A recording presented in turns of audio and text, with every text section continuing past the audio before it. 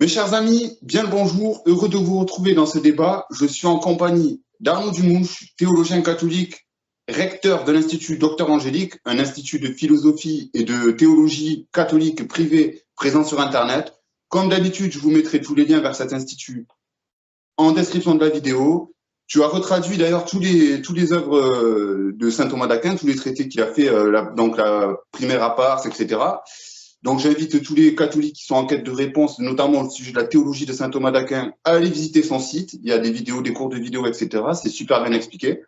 Et donc, aujourd'hui, mon cher Arnaud, j'ai décidé de m'attaquer à un sujet qui fait beaucoup débat chez les chrétiens parce qu'il en découle des mouvements sectaires.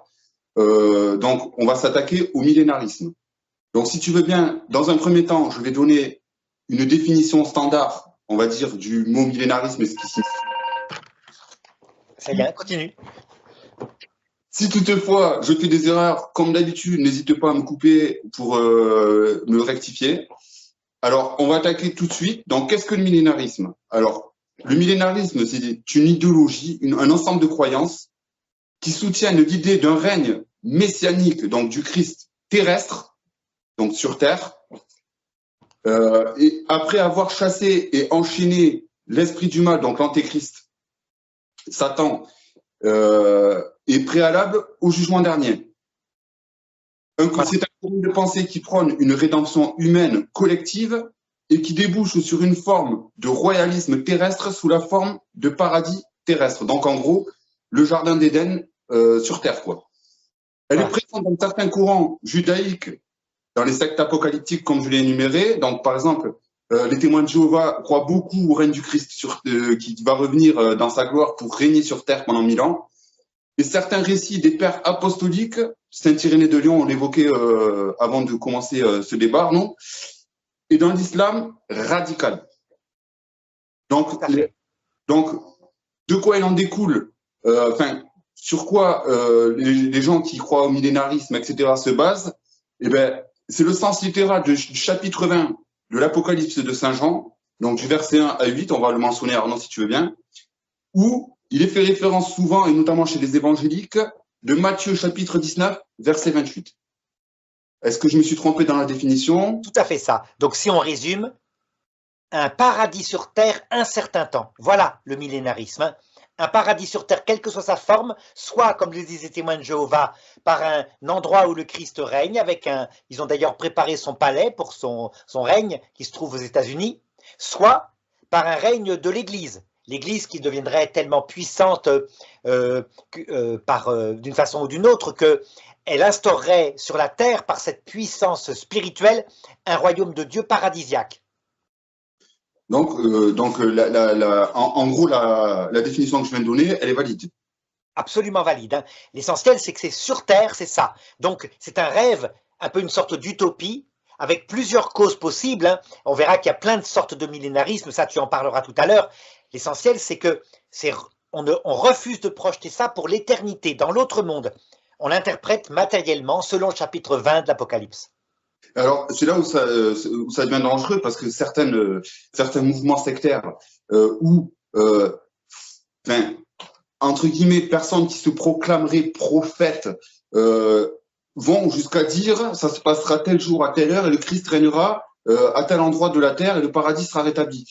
C'est quand même, pour notre doctrine et notre foi, c'est quand même très dangereux parce que beaucoup de personnes y croient et beaucoup de personnes en manque de théologie et en quête de vérité, entre guillemets, se perdent et s'égarent dans ce genre de doctrine. Alors, c'est pas tellement à cause des dates. Les témoins de Jéhovah avaient donné plusieurs dates. Ils ont eu un coup de peau une fois, ils ont dit ça commence en 1914 et la guerre a été déclarée. Donc du coup, ils disent le Christ est passé du 7e ciel au 6e ciel. Donc ils arrivent à se rattraper comme ils peuvent, mais ils ont fini, ils ont compris, hein, ils donnent plus de dates. C'est trop imprudent. Par contre, l'annonce du paradis sur terre, pourquoi c'est sectaire? Parce que c'est une annonce d'espoir humain et non plus d'espérance théologale. L'espoir humain, c'est quoi? C'est quand on attend la plénitude de la réalisation sur terre des promesses de Dieu, alors que l'espérance les attend pour l'autre monde, en plénitude, dans la vision béatifique, donc quand on sera au paradis. Résultat, dès que les gens mêlent l'espoir humain et ils le mélangent avec l'espérance, il mélange politique et religion, et ça donne un cocktail explosif. Dès que la politique se mêle de la religion, tout de suite arrivent les risques de fanatisme, mais ça, on en parlera tout à l'heure. Oui, enfin, moi, ce qui me choque le plus dans tout ça, c'est que l'émergence mais même certains prêtres prennent position pour dire, annoncer le grand avertissement donc, qui va précéder le règne du Christ, etc., sur terre. On est quand même d'accord, cher ami, que c'est dangereux pour nous. Oui, c'est dangereux parce que maintenant, c'est absolument et fermement condamné par l'Église, et ce de manière absolument solennelle. C'est Jean-Paul II qui a voulu le mettre, et on peut dire ça engage le magistère infaillible mais ordinaire, même si c'est dans le catéchisme de l'Église catholique, au numéro 676. Mais il faut comprendre que avant cette condamnation, qui date donc de la fin du XXe siècle, pendant des siècles, l'Église, à un moment donné, même à travers des docteurs de l'Église, pu soutenir le millénarisme. Par exemple, saint Irénée, tu en parlais, qui était disciple de saint Polycarpe, qui lui-même était disciple de saint Jean, qui a écrit l'Apocalypse. Donc saint Irénée a une autorité énorme pour faire croire que le millénarisme était réel. Du coup, on voit certains hommes au cours de l'histoire qui y croient et qui veulent même le faire venir. Par exemple, saint Louis de France, il a vraiment une croyance en ça et il essaye, pour que le règne du Christ puisse se réaliser sur terre, il essaye, mais comme un saint, donc avec beaucoup de respect. C'est pas du tout un fanatique. Hein. Il essaye de convertir les Juifs en les forçant à suivre une fois par an, en France, un sermon dans une église. Évidemment, ça va n'avoir aucune réussite, hein, tu comprends bien. Mais on voit bien, il était millénariste. Mais on le voit aussi chez les évangéliques actuels. Pourquoi est-ce qu'ils appuient à 100% Israël, quoi qu'il arrive, hein? C'est parce qu'ils sont convaincus par leur interprétation millénariste que quand Jérusalem sera redonnée aux Juifs, alors le Christ reviendra pour établir sur terre son royaume. Donc c'est encore un espoir humain, politique, avec une conséquence très directe hein, là-dessus. Bien sûr. Alors, si tu veux, cher ami, avant de passer à la suite, parce que j'ai, on va dire, dans mes recherches, j'ai fait deux points précis, donc la définition du millénarisme, mais aussi l'Église, ce qui concerne l'Église catholique et le millénarisme. Mais avant de passer à cette seconde partie, si tu veux bien, cher ami, on va lire, je vais te lire et tu vas commenter les passages qui en parlent justement dans Apocalypse chapitre 20. Donc, pour moi, j'ai relevé du verset 1 à 8. Oui. Tu vas essayer de nous commenter, voir ce qu'il faut comprendre et surtout dans quel piège du démon il ne faut pas tomber parce qu'il est bien entendu aussi question de Satan qui exalte des fausses croyances. Tout à fait. Donc, chapitre 20, verset 1. Puis je vis un ange descendre du ciel. Il tenait à la main la clé de l'abîme et une énorme chaîne. Il saisit le dragon, le serpent ancien, c'est-à-dire le diable ou Satan, et il l'enchaîna pour 1000 ans. Donc, ton commentaire sur ces versets.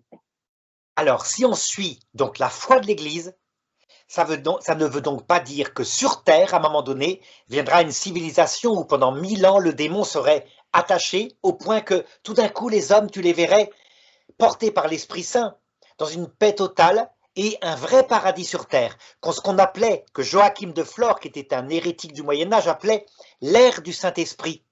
Donc, non seulement le démon attaché, mais le Saint-Esprit dans les âmes puissamment, suite à une illumination universelle des âmes, hein, et du coup, un peu comme le montrent les témoins de Jéhovah, tu vois des hommes complètement souriants, tout va bien, les enfants sont sages, bref, un paradis sur terre. Ce sens-là est faux, condamné par l'Église, ça n'arrivera jamais. Par contre, le vrai sens de ce texte, je vais te le donner, hein, c'est comme toujours, tous les autres sens sauf celui-ci. Ce qui veut dire que quand tu es tenté individuellement, de graves tentations qui t'arrivent, c'est à la mesure de ce que Dieu veut. Ça veut dire que le démon ne peut pas tout faire. Il n'a pas le droit, par exemple, de t'entraîner en t'apparaissant seul à l'heure de ta mort et le Christ te laisserait et de t'entraîner en enfer. Parce que si ça se passait comme ça, sauf la Vierge Marie, tous en suivraient le démon. Il est tellement puissant, tellement intelligent, qu'on se laisserait avoir par lui. Ça n'arrivera jamais. Le démon sera donc attaché. Il y a vraiment 1000 ans comme cela, où dans notre âme ça arrive. C'est valable aussi pour les générations. Quand les générations sont tentées, par exemple par un antéchrist, exemple actuellement, tu as le wokisme, qui est une sorte d'antéchrist, qui consiste à dire qu'il faut effacer tout le passé qui a été nul, et il faut maintenant une tolérance totale au point que, eh bien, un homme peut devenir une femme, un homme peut être enceinte, etc., etc. Il n'y a pas d'homme, il n'y a pas de femme, c'est pas biologique, c'est culturel. Eh bien, dans cette tentation qu'on voit actuellement, il y a toujours un endroit où on peut s'en sortir, ne serait-ce que par le bon sens donné quelque part par des gens qui disent, même en famille quelquefois, hein, cette idéologie est une folie. Tu vois, on n'est jamais complètement dominé au niveau d'une génération. Et ça sera la même chose pour la fin des fins, la dernière génération, quand sera le dernier antéchrist, il y aura toujours un petit coin, peut-être que nous, du ciel, ne serait-ce que ça, on viendra sur terre pour apparaître à des personnes angoissées par ce dernier antéchrist et pour leur dire « Courage, tenez bon, ça ne va pas durer tout le temps ». Voilà, c'est ça que ça signifie. Mais tu remarqueras, jamais une attache totale du démon, ce sens-là est refusé par l'Église. Je crois de toute façon que c'est Saint Paul qui disait tu ne seras point tenté, tu ne seras point tenté au-delà de tes forces, ou c'est le Christ, je ne sais plus. Alors, toujours pareil, hein, il dit à un moment donné l'inverse. J'ai été tenté au-delà de mes forces. Ça veut dire pareil, ça veut dire qu'en apparence, on peut être tenté au-delà de nos forces. Par exemple, si tu es déporté dans un wagon qui se dirige vers Auschwitz, c'est sûr qu'une personne qui s'est suicidée dans le wagon, ça se comprend. Mais jamais au point que ça te conduira en enfer éternel. Le Seigneur viendra à ton aide, c'est sûr. Il y a le cas du Saint curé d'Ars, quand une femme est venue lui dire mon mari s'est jeté d'un pont, il a dit ben, entre le temps où c'est qu'il s'est jeté et qu'il a touché terre, il a eu le temps de se convertir. Absolument. C'est une obligation, c'est même un dogme de l'Église catholique, la possibilité de se convertir, mais pas une possibilité comme ça, hein, par l'aide du Christ, très concrète, qui t'apparaît, sera donnée à tout homme, à un moment donné ou à un autre. Et évidemment, moi j'ai soutenu que c'était à l'heure de la mort, quand on voit le Christ qui là vient nous aider face aux démons. Donc, si tu me permettais de rajouter, mon cher ami, l'Apocalypse, donc j'en ai fait 2 vidéos pour l'instant sur ma chaîne, tu sais, sans mêler les vidéos qu'on avait fait conjointement, où c'est que j'expliquais les 2 sens primordiaux pour lire ce livre et pour le comprendre, justement. Donc, il y a un sens moral à adopter lors de la lecture de ce livre, à savoir discerner ce qui est bien de ce qui est mal. Et il y a surtout le sens allégorique. C'est-à-dire ces images, ce symbolisme qu'on essaye de nous faire comprendre. C'est un peu comme quand Jésus parlait par parabole et que ses apôtres lui disaient « Mais maître, pourquoi parles-tu par parabole ?» Voilà, tout à fait. Et pour l'Apocalypse, là, j'ai donné un sens allégorique et un sens moral. Exact. Sens allégorique, c'est donc que le démon, à un moment donné, ne peut pas nous dominer complètement. Sens moral, il y a une aide de Dieu qui vient nous aider à nous sortir de ses griffes. Et c'est comme 1000 ans symboliques dans notre cœur, voilà. Donc, qu'est-ce que tu répondrais à tous ces gens qui te disent « Oui, mais il est dit quand même que Satan va être enchaîné dans l'abîme pendant 1000 ans ». Eh bien, que l'Église catholique, qui est seule habilitée par le magistère infaillible donné au Christ, donc il a protégé, il n'a jamais protégé les docteurs de l'Église, il n'a jamais dit qu'il protégerait les théologiens, il a dit qu'il protégerait Pierre, que sa foi ne défaillirait pas. Il a bien dit sa foi abstraite, ça veut dire son enseignement, puisque Pierre a renié 3 fois après. Et donc, quand le magistère de l'Église, avec ce charisme particulier donné au pape, se prononce, c'est génial. On a alors une clé pour donner le sens authentique. Et donc, puisque l'Église a rejeté le sens millénariste matériel, c'est donc qu'il faut le rejeter et interpréter ces textes selon toutes les façons que tu veux, sauf celui-ci. Exactement. Donc, on va enchaîner, si tu veux, avec le verset 3. L'ange, l'ange le jeta dans l'abîme et l'enferma à clé et scella au-dessus de lui, afin que le dragon ne puisse plus égarer les nations, jusqu'à ce que les 1000 ans soient passés. Après cela, il doit être relâché pour un peu de temps. Donc, qu'est-ce que ça signifie? Alors, par exemple, prenons un sens pour nous individuellement. Imagine que tu te convertisses à un moment donné, tu découvres le Christ, et donc tout d'un coup, tu as une telle grâce du Christ dans ton cœur que c'est comme s'il n'y avait plus de tentation. Tu arrives à ne plus tomber dans tes péchés habituels. Ça, c'est vrai. Donc, il peut y avoir vraiment un temps où on est porté par l'Esprit Saint. Puis, à un moment donné, tout d'un coup, tu commences à te réennuyer à la messe. Tu t'ennuies, tu as du mal à prier. Eh bien, ce temps-là, les tentations vont revenir. C'est un peu comme si le démon était relâché pour un temps. Pourquoi est-ce que Dieu relâche le démon?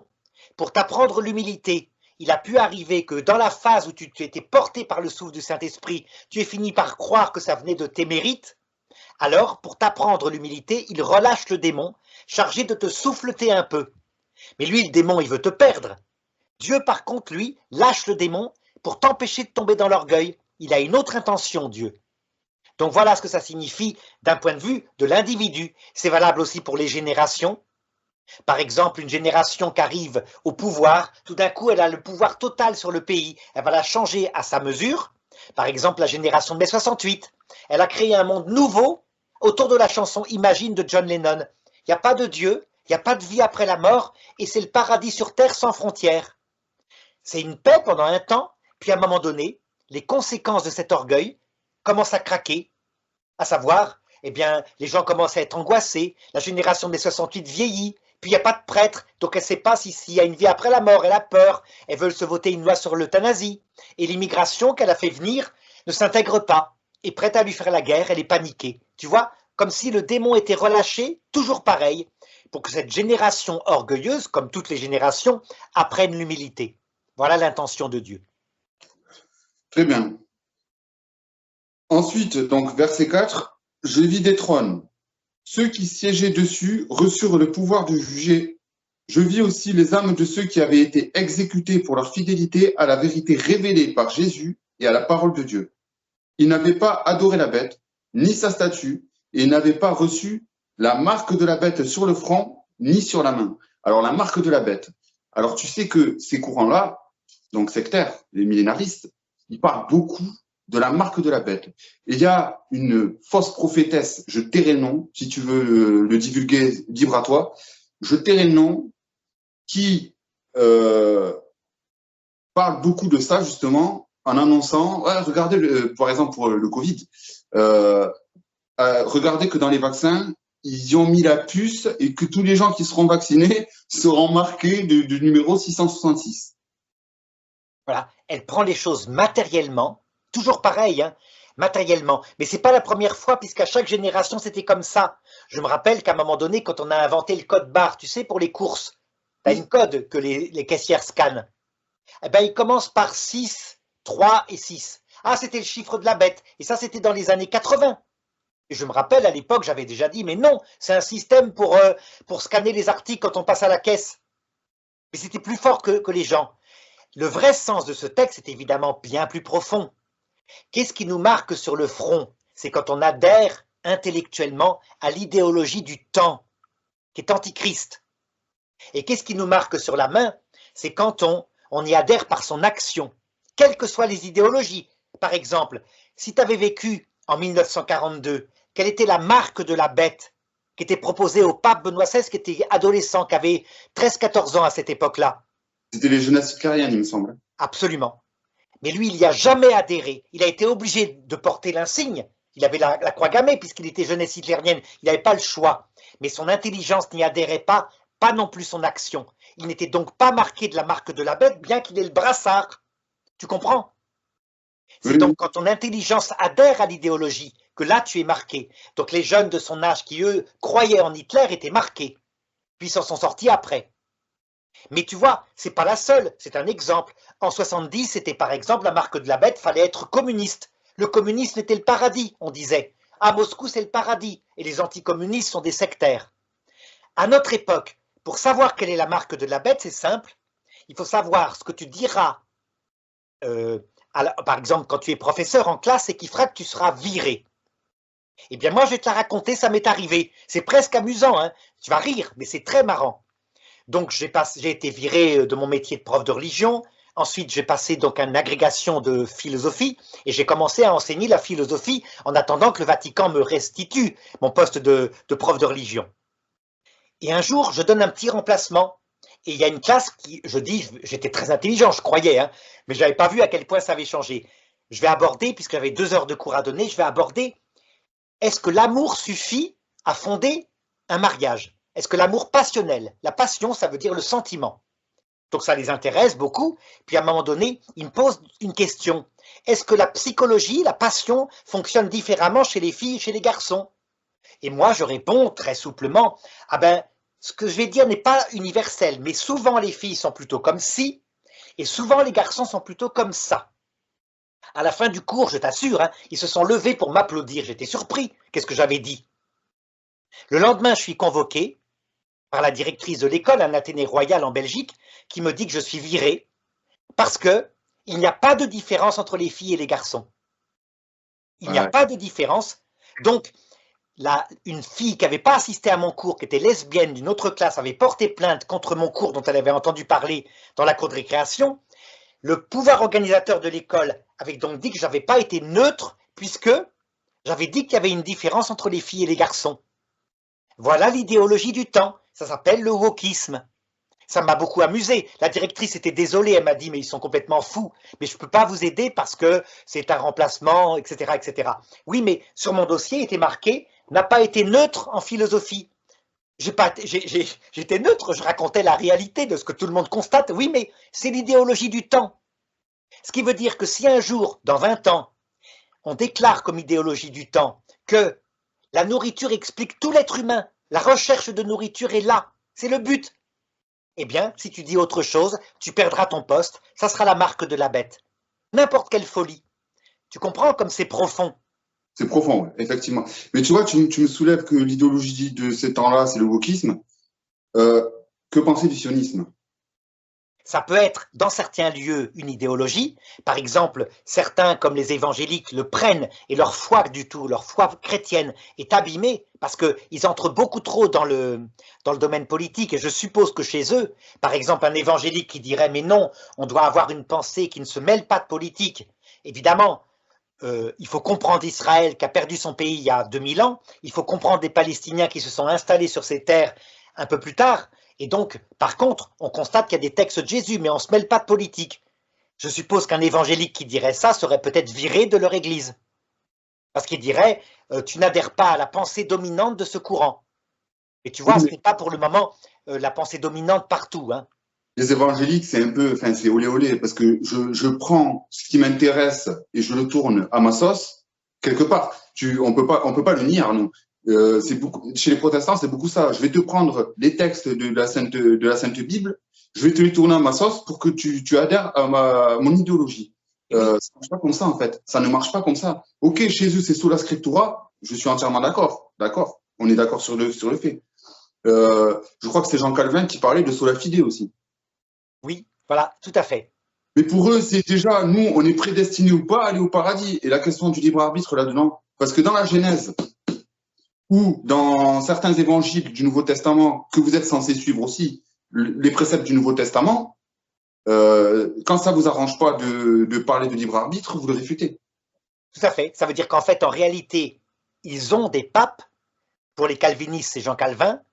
Mais ils disent que non, ils ont que l'écriture. Et quand on leur sort des textes qui disent exactement l'inverse de Jean Calvin, ah ben, ils changent de sujet très vite. La réalité, c'est qu'on ne peut pas faire autrement. L'écriture seule se prête à tellement d'interprétations qu'il faut qu'elle soit accompagnée de la tradition, donc ce qu'ont dit les pères de l'Église, etc., les grands théologiens. Mais ça ne suffit pas non plus. Il faut un magistère, donc une interprétation authentique à la fin, protégée par l'Esprit Saint. Ben nous, on s'appuie en disant que c'est le pape, avec les conciles unis au pape, et eux, ben, c'est eux individuellement. Chaque pasteur est son pape, finalement, dans son église. Mais pour en revenir, tu vois, au millénarisme, je te dirais que pour la marque de la bête, chez les musulmans actuellement, c'est très clair que c'est l'antisionisme. C'est-à-dire une haine des juifs qui envahit tout, au point que tu as vu ce qui se passe en France, hein, les synagogues attaquées, etc. Cher ami, je peux t'arrêter là-dessus parce que le sionisme, c'est toi, quand tu dis que dans l'islam, l'idéologie actuelle, ce serait l'antisionisme, mais il ne faut pas confondre l'antisémitisme et l'antisionisme. Il ne faut pas confondre, mais chez eux, ça se mélange très souvent, on le constate. On voit ça aussi dans l'extrême gauche. Il y a une façon de rejoindre l'antisémitisme par... La preuve, c'est que des juifs français qui n'ont rien à voir avec Israël sont attaqués. Bon, oui. C'est un problème. Tu vois que ça dépasse les normes et c'est bien une pensée envahissante qu'on peut appeler la marque de la bête. Oui, bien sûr. Non, mais jusque-là, je te suis, il n'y a pas de problème. Mais ce que je veux dire, c'est que le sionisme et l'antisémitisme, ce sont deux idées. Enfin, le sionisme est une idéologie qui diffère des religions hébraïques, parce Oui, qu'elle s'inspire principalement du Talmud. Le Talmud donc, a été condamné par l'Église, Arnaud. l'antisionisme, disons actuel, c'est pas le Talmud, c'est le refus de Théodore Herzl qui avait dit qu'il fallait une terre à Israël. Donc Sion, c'est Israël, tout simplement. Et donc être antisioniste, c'est dire cet État doit disparaître par tous les moyens possibles. D'accord? Et on leur fera la guerre jusqu'à ce qu'il ait disparu, de même qu'on a fait la guerre aux croisés au Moyen-Âge et on les a fait disparaître d'Israël. Donc tu vois un petit peu ce qu'il en est. Donc c'est comme ça. Par contre, nous, chrétiens, on ne doit pas se mêler de cette affaire-là d'un point de vue politique, sinon on tombe encore une fois dans un millénarisme. On doit par contre le regarder d'un point de vue spirituel. Il y a effectivement une promesse de Jésus qui avait dit « Vous serez dispersés de votre terre, et un jour je vous y ramènerai, et Jérusalem sera foulée par les nations étrangères jusqu'à ce que soit terminé le temps des nations. » Donc on a un texte de Jésus, et on le prend spirituellement, certainement pas politiquement. Donc on n'a pas à s'en mêler. Voilà pourquoi l'Église n'a jamais reconnu le sionisme ni l'antisionisme, mais elle a constaté que de fait, ce pays avait été recréé en 1948. Loin de moi cette idée de vouloir rentrer dans des débats politiques, puisque d'ailleurs quand j'en parle avec un ami sur Internet, moi je lui dis écoute, tu me parles de choses, tu me parles de politique. Le sionisme c'est de la politique. Oui. Tu ne parles pas de religion. La religion c'est autre chose. Et c'est le fait de mêler la politique à la religion qui déclenche des guerres en fait. Absolument, c'est explosif, vraiment. Dans mon fort intérieur, il était, pour la nécessité de parler du millénarisme, il me semblait quand même assez important de soulever ce point-là aussi. Absolument. C'est, encore une fois, la politique qui vient remplacer la religion et l'espérance qui est remplacée par l'espoir terrestre. À chaque fois, c'est la même chose. Voilà ce que ça produit. Et si tu te réfères bien à ce que tu es en train de me dire, c'est nos vertus théologales qui sont attaquées aussi. Oui, complètement. Parce que foi, espérance, charité, c'est les 3 vertus théologales. Absolument. Quand tu vis d'espérance théologale, tu sais que la victoire est acquise pour l'autre monde. Et tu espères en cette terre la grâce dans le cœur, par exemple, de tes enfants, de tes petits-enfants, la grâce qui vienne les convertir pour qu'ils marchent vers le chemin du salut. Tu espères aussi que ceux qui n'ont pas reçu cette grâce, elle leur sera donnée un jour. Tu en es certain. C'est ça l'espérance théologale. Mais tu te fiches d'une victoire immédiate. Si ton petit-enfant est séparé de la religion, mais qu'au bout du compte, il va au paradis, tu applaudis Dieu, parce que Dieu a trouvé le moyen pour l'emmener au paradis. Effectivement. Tu comprends? Voilà. Dieu seul, de toute façon, pour moi, je te rejoins sur ton fond de pensée quand tu dis la foi est un don de Dieu. Absolument. Ce qui veut dire qu'il peut très bien, tu le sais dans ta foi, il peut très bien la refuser pour le moment, ce qui ne veut pas dire qu'il va damner cette personne, non, non. C'est pour lui faire connaître un temps de désert et que, au moment où il lui donnera, puisque le Concile Vatican II, Gaudium et Spes 22.5 dit « il lui donnera », eh bien à ce moment-là, ayant connu le désert, il se précipite vers Dieu avec une force, un amour qu'il n'espérait même plus. Donc c'est un chemin difficile, c'est le chemin du bon larron, si tu veux, c'est-à-dire celui qui ne connaît pas Dieu, mais c'est un chemin que Dieu utilise. Et nous deux, on a la chance de suivre le chemin du Christ, qui est quand même plus facile, on sait où on va, donc c'est merveilleux. Et de toute façon, ce n'est qu'amour. Donc, si tu as un cœur sincère tourné vers Dieu, cet amour-là, soit Dieu t'envoie la grâce de le fructifier, soit tu reçois la grâce, mais tu n'y réponds pas. Pour nous qui sommes chrétiens, une fois la foi reçue, on est d'accord, on suit la foi, on y est fidèle ou on y est infidèle. En général, on est moitié-moitié, à moitié fidèle, à moitié infidèle. Mais on est capable, comme chrétien étant catholique, de regarder aussi ceux qui n'ont pas reçu cette grâce du don de Dieu. Alors, tu as des théologiens qui diront, mais ça n'existe pas. Ils l'ont tous reçu, c'est de leur faute, ils ne sont pas chrétiens. Moi, je leur réponds, c'est pas vrai. Il y a des gens qui n'ont jamais entendu parler du Christ, ou alors qu'on en a entendu parler médiatiquement, mais l'Esprit Saint n'est pas descendu dans leur cœur pour le moment. Pour le moment. Tu vois, c'est fondamental. Et c'est quelque chose, évidemment, qui n'est pas thomiste. Hein. C'est quelque chose que montre la théologie du XXe siècle. D'accord. Ok. Donc, ah oui, j'ai oublié de te demander de préciser, de commenter donc ce passage en verset 4, chapitre 20, verset 4. Ensuite, je vis des trônes. Ceux qui siégeaient dessus reçurent le pouvoir de juger.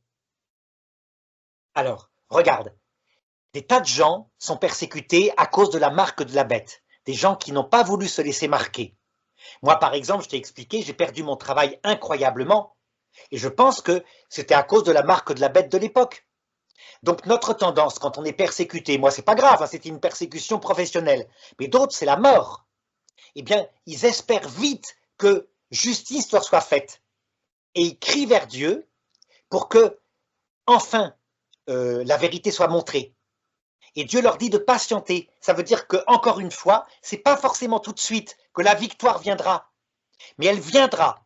Donc, ça veut dire quoi, au niveau spirituel? Que quand on a une soif de justice et de vengeance, même contre des ennemis qui nous ont fait du mal, on est sûr d'être exaucé dans l'autre côté de cette vie. Et en attendant, nous, on doit prier pour nos ennemis. Prier pour que le moindre mal leur arrive et qu'ils se convertissent à un moment donné, et certainement pas souhaiter la vengeance sur terre. Ça serait ça, l'espérance théologale, encore une fois. Exactement. Et je renverrai même à cette béatitude, heureux ceux qui sont en soif de justice, car ils seront rassasiés. Complètement. Mais donc, vraiment, avec le plus... croyant que la victoire, elle aura lieu. C'est pas aujourd'hui, c'est pas demain, mais elle aura lieu. Quoi qu'il arrive, Dieu vaincra le diable. Point. Absolument. Et tu sais quelle est la plus belle victoire qu'on aura envers nos ennemis? C'est quand on les verra et qu'on les aidera à sortir du purgatoire, par amour. C'est la plus belle victoire. C'est pas une vengeance, c'est un amour. On répond à la haine par l'amour. Le jour où on arrive à espérer ça, tout d'un coup, le désir de vengeance terrestre disparaît, on sort d'une forme de millénarisme. Exactement. Donc, je vais continuer. Tac, tac, tac, tac, tac. Donc, on arrive au verset 5 du chapitre 20 de l'Apocalypse. Les autres morts ne revinrent pas à la vie avant que les 1000 ans soient passés. C'est la première résurrection. Heureux ceux qui ont part à cette résurrection, ils appartiennent à Dieu, et la seconde mort n'a pas de pouvoir sur eux. Ils seront prêtres de Dieu et du Christ, et ils régneront avec le Christ pendant les 1000 ans. Alors, regarde, il y a deux résurrections. La première, la plus fondamentale qui peut nous arriver en cette vie, c'est quand on découvre Jésus-Christ. Tout d'un coup, la vie prend sens, notre âme ressuscite. Et tu vois, c'est un sens spirituel, c'est la vie divine qui rentre en nous. Quand notre âme ressuscite, alors on ne risque pas la deuxième mort qui est quoi? La damnation éternelle. Donc une mort spirituelle pour l'éternité parce qu'on aurait refusé le Christ. Donc toute personne qui, voyant le Christ ou alors recevant la grâce, entre dans la première résurrection, c'est merveilleux. Et tu vois, tu constates que c'est bien dit, hein? Ça n'arrive pas forcément tout de suite, mais c'est peut-être au bout de 1000 ans. C'est ce que je te disais tout de suite.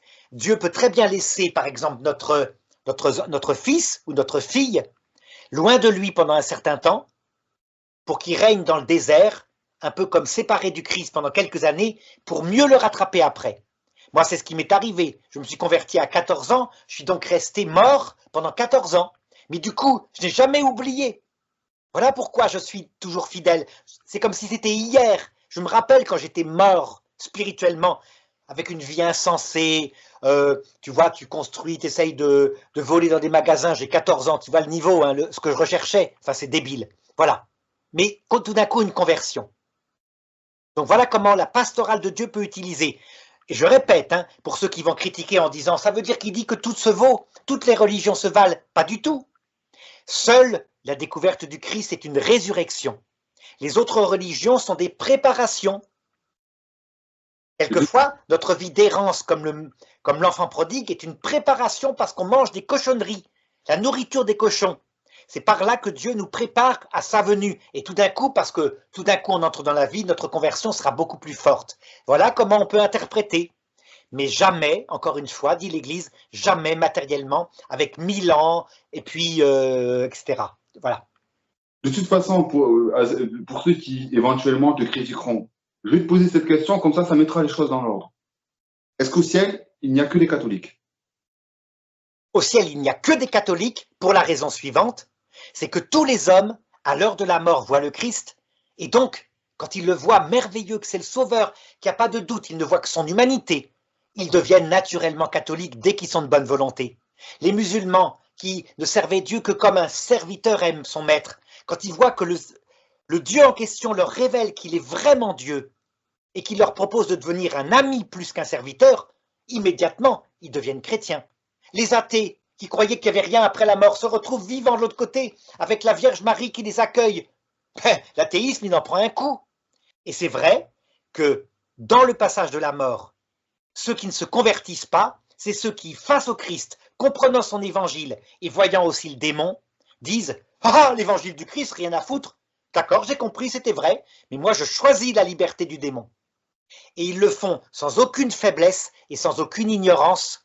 C'est ce qu'on appelle le péché contre l'Esprit Saint. Donc, ne vont en enfer que des non-catholiques volontaires.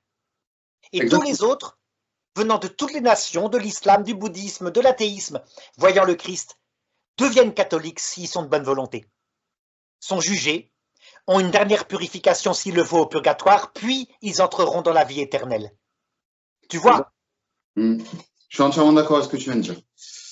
Donc, on va reprendre avec la défaite de Satan. Donc, on est toujours au chapitre 20, verset 7. Quand les 1000 ans seront passés, Satan sera relâché de sa prison et il s'en ira triompher des nations répandues dans le monde entier, c'est-à-dire Gog et Magog. Ça aussi, c'est important. Gog et Magog. Tu vas nous expliquer, hein, Gog et Magog. Il y a beaucoup de gens qui ne connaissent pas ce que ça signifie. Il les rassemblera pour le combat. Et ils seront aussi nombreux que les grains de sable au bord de la mer. Les voici qui s'avancent sur toute l'étendue de la terre, et ils encerclent le camp du peuple de Dieu, la ville aimée de Dieu. Alors, comme toujours, ce texte-là a donc plusieurs niveaux de sens. Je ne vais pas redonner le sens pour l'individu, hein. Ça nous arrive en cette vie. Il arrive que tout d'un coup, des épreuves tombent dessus. C'est ce qu'on appelle la nuit de l'esprit pour nous chrétiens. On a l'impression que Dieu nous a abandonnés, qu'on est livré à Satan. C'est une épreuve pour nous apprendre l'humilité.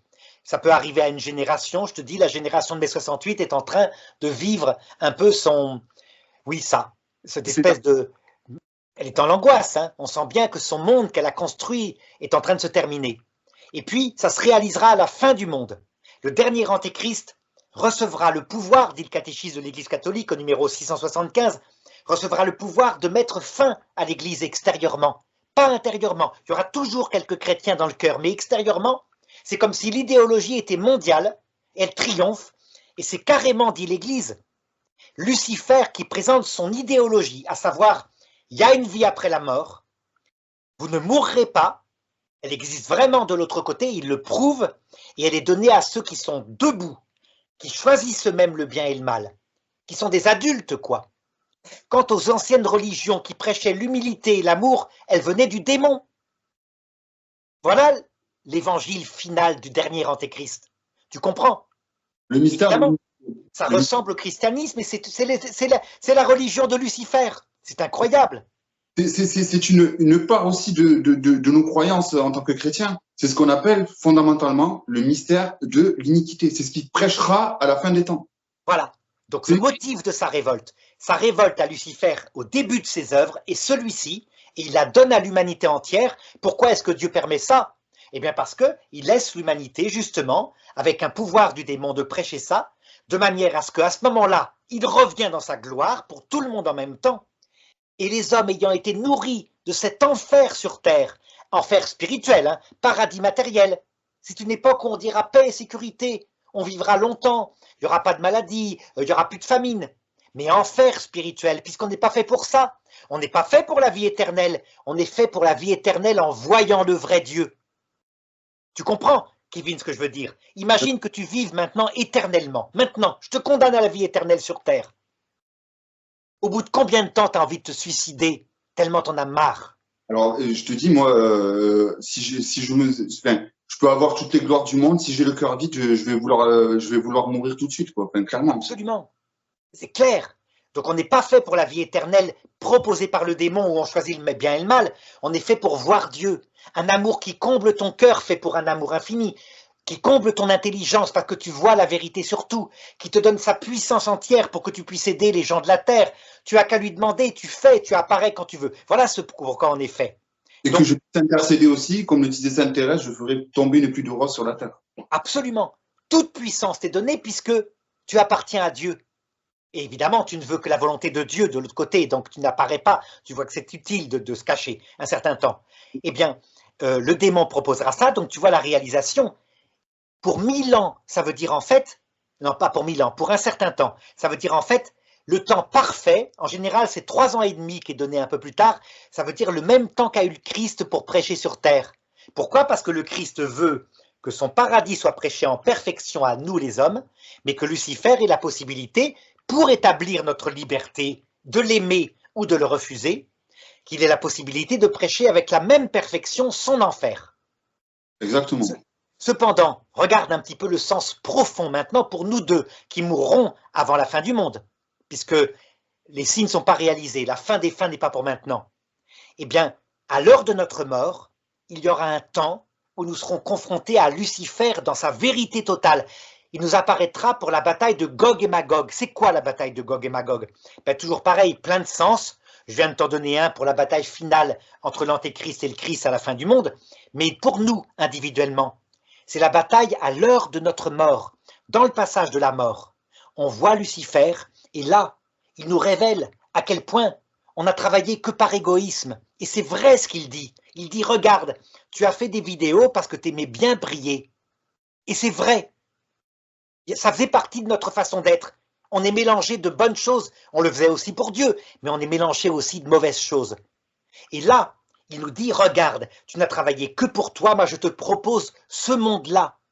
Dans le monde que je te propose, où tu seras maître de ta vie, tu seras le guide de sa propre vie, eh bien, tu ne travailleras vraiment par choix que pour toi. Voilà la bataille de Gog et Magog. Et à ce moment-là, le Christ l'a promis, il nous apparaîtra, il viendra pour dire attention, celui-ci c'est l'ange de Lucifer. Si tu fais ça, oui, tu seras libre et tu seras malheureux comme une pierre, tu brûleras parce que ton âme n'est pas faite pour cela. Tu vois ce que je veux dire? Oui, oui. Il y aura ce combat de notre âme à l'heure de la mort et du coup, nous choisirons notre destin éternel, soit en suivant la grâce donnée par Jésus-Christ, donc en choisissant l'amour de Dieu et du prochain, poussé jusqu'au mépris de soi. On meurt à soi-même, on se moque de soi puisque c'est seul Dieu et le prochain qui comptent. Qu'on soit bien d'accord, mon cher ami, c'est la théologie de Sainte Faustine Kowalska qu'elle transcrit dans son petit journal que tu es en train de nous énumérer là. Oui, sauf qu'elle est moins précise. Elle dit, elle, une illumination à cette heure-là, et c'est plutôt la théologie de Luisa Picaretta, de Marthe Robin et du pape Benoît XVI. Du pape Benoît XVI dans Spe Salvi 47. Il le dit textuellement, mais sans en faire un dogme. Oui, bien sûr. Mais elle dit dans son livre, donc le petit journal, je l'ai derrière dans ma bibliothèque, elle dit aussi, alors je sais plus à quel numéro, parce que c'est quand même un beau bouquin, d'accord, et qui est numéroté un peu comme le catéchisme, etc. Et donc je sais plus aucun numéro, elle dit qu'il y a effectivement une bataille au moment de la mort. Voilà. Et que beaucoup convertissent et que horreur à ceux, mais malheur, il y en a certains qui refusent de... Voilà. Tout à fait. Et elle le dit bien, ils refusent librement, entièrement librement. Je vais te donner le numéro, comme ça vous pourrez aller vérifier hein, sur le texte de Maria Valtor, de Sainte Faustine. C'est le numéro 1698. Elle le dit bien, en ce qui est de l'enfer, ces âmes volontairement et consciemment rejettent la grâce de Jésus, la méprisent, elles choisissent lucidement de suivre Lucifer. Donc c'est un péché contre l'Esprit Saint. Tu vois, il n'y a plus d'ignorance, il n'y a plus de faiblesse. Voilà la vraie ultime bataille de Gog et Magog. Exactement, exactement. Et d'ailleurs, je recommande le petit journal. C'est très bien écrit. C'est un peu comme Histoire d'une âme de Sainte Thérèse. Il y a beaucoup d'amour. C'est vraiment un texte qui est clair sur ce combat spirituel qui a lieu à la fin de la vie. Tout à fait. Tout à fait. Et là, le Christ promet, hein, oui, nous ne serons pas tentés par Lucifer au-delà de nos forces, ça veut dire qu'il viendra nous aider. Quoi qu'il arrive, même les grands méchants, il viendra les aider. Parce que si quelqu'un choisit l'enfer, il faut qu'il ait su ce que c'était que le paradis. Donc il n'y a plus d'ignorance, plus de faiblesse. Hein. Ça, c'est pour le temps de la terre, pour que nous apprenions l'humilité, qu'on a une part d'ignorance, même nous chrétiens. Tu vois, on est dans l'obscurité de la foi. Mais au temps du choix, c'est face à Lucifer en pleine apparition et face au Christ qui est à la tête de l'armée du salut. Mais de toute façon, on est bien d'accord que quand le Christ, donc Dieu fait homme, est arrivé sur Terre, c'était aussi quelque part pour vivre ce que nous, en tant qu'êtres humains, vivons charnellement. C'est-à-dire il nous connaît en fait. Il sait très bien il sent nos cœurs, mais il connaît très bien le propre de l'homme, la nature humaine. C'est-à-dire que tu as une vie, à part pour vraiment les mystiques et ceux qui ont une vertu énorme, comme certains saints de l'Église, tu doutes à un moment donné. C'est humain de douter, de te dire, mais est-ce que vraiment il y a quelque chose après la mort? Sans pour autant te mettre dans une position athée ou peu importe. Ce que je veux te dire par là, c'est que il connaît la nature de l'homme. Il s'est fait homme justement pour vivre ces épreuves-là. Absolument. Et vivre jusqu'au bout, y compris la nuit de l'esprit, que quelquefois il peut envoyer à un saint, par exemple Sainte Thérèse de l'Enfant Jésus, il lui retire à la fin toute impression d'avoir la grâce. Elle passe par des moments de terrible désespoir parce qu'il veut façonner son cœur dans l'humilité. La clé étant qu'on ne peut pas voir Dieu entrer au paradis sans être tout humble. Donc elle a fait grâce à ça son purgatoire sur terre, tout simplement. Mais il a vécu lui aussi à la croix. Mon Dieu, pourquoi m'as-tu abandonné? Voilà. Et à partir de là, quand il entre de nouveau après sa mort dans la vision béatifique, parce que je suppose qu'il a dû renoncer dans son humanité à la vision béatifique à ce moment-là, alors c'est incroyablement plus grand, puisque il a connu la mort à soi-même et que la vision béatifique ne peut être donnée qu'en fonction de son don se vide de soi, la place qu'on laisse à Dieu en le voyant face à face. Donc voilà, et ça c'est un mystère, on en parlera une autre fois. Retournons au millénarisme. Oui, voilà. Donc, tu vois, tout à l'heure, tu citais le catéchisme de l'Église catholique. Donc, on va s'en servir de transition pour passer à la deuxième partie de mes recherches. Donc, l'Église et le millénarisme. Donc, tu disais au numéro, donc j'ai ici le catéchisme de l'Église catholique de Saint Jean-Paul II. Donc, au numéro 676, tu l'énumérais tout à l'heure, est écrit ceci. Cette imposture antichristique se dessine déjà dans le monde chaque fois que l'on prétend accomplir dans l'histoire l'espérance messianique qui ne peut s'achever qu'au-delà d'elle à travers le jugement eschatologique. Même sous sa forme mitigée, l'Église a toujours rejeté cette falsification du royaume à venir sous le nom de millénarisme, surtout sous sa forme politique d'un messianisme sécularisé intrinsèquement perverse. Donc, je pense que les textes du catéchisme sont parfaitement clairs concernant le sujet du millénarisme. Oui, et là, il faut que je te raconte pourquoi l'Église en est arrivée à définir ça. Donc, je t'ai dit, à un moment donné, pendant presque 2000 ans, le millénarisme était juste marqué comme opinion bizarre. C'est pas sûr, c'est bizarre. À un moment donné, des grands saints y ont cru, ont essayé de l'établir, je t'avais parlé de Saint Louis. Et puis, est arrivé le XXe siècle, où là, des tentatives de créer un paradis sur terre ont été essayées, mais de manière beaucoup plus violente que ce que l'Église avait fait à certains moments. J'ai dit, Saint Louis, ça n'avait rien à voir avec la persécution des Juifs, hein. C'était leur faire assister une fois par an à une prédication pour essayer de les convertir, et comme ça créer sur terre un paradis où tout le monde serait catholique. Bon, ça va, c'est quand même pas énorme. C'est pour ça que Saint Louis mérite la canonisation. En ce qui concerne le communisme et Hitler, c'est vraiment un projet de paradis sur terre pour 1000 ans, l'un fondé sur la race, et donc il élimine les ennemis de la race que sont les juifs, il voudrait éliminer les noirs après, certainement, hein, pour mettre au-dessus de tout la race allemande. Donc tu vois, c'est un millénarisme fou, absurde, mais vraiment, c'est réel. Il annonçait un Reich pour 1000 ans. C'est ça, ouais, exactement. C'est politique. Mais alors, le pire, ça a été le communisme. Le communisme, c'était vraiment un projet qui pouvait paraître séduisant, puisqu'il disait, on va supprimer la pauvreté en partageant à égalité tous les biens matériels. Et donc, tout le monde aura le même salaire. Ce système ne marchait pas, donc, comme il ne marchait pas, tous les communistes qui tenaient des pays, qui ont cru, se sont mis à éliminer ceux qu'ils accusaient d'être coupables de l'empêcher de marcher. Et ça a donné à la fin 100 millions de morts. 50 millions. Non, 100 millions de morts du communisme, 50 millions de morts pour la Seconde Guerre mondiale. Le communisme, le livre noir du communisme calcule en pensant à la Chine, qui s'est laissée prendre, hein, qui a fait à elle toute seule quelque chose comme 38 millions de morts. Avec la révolution de Mao, c'est effrayant. Effectivement, mais tu vois, tout à l'heure, tu énumérais Hitler et Staline. Staline, c'est 50 millions de morts, c'est la moitié à lui-même. Oui, voilà. Mais le communisme en général, 100 millions de morts, parce qu'il faut penser à Pol Pot, Lui, carrément, il s'est dit, puisque ça ne marche pas, j'élimine tous ceux qui sont cultivés dès le départ. Il est allé jusqu'à, tu te rends compte, les petites danseuses du corps de ballet de Phnom Penh, des petites filles de 12 ans, sac en plastique sur la tête et étouffées. Parce qu'il voulait repartir d'une humanité nouvelle, de paysans, incultes de la campagne. Il pensait que ça allait marcher. Et puis il s'est rendu compte que les paysans, ils essayaient de nourrir d'abord leur famille. Donc, comme ils pouvaient récupérer un peu de nourriture pour nourrir leurs enfants, ils les tuaient.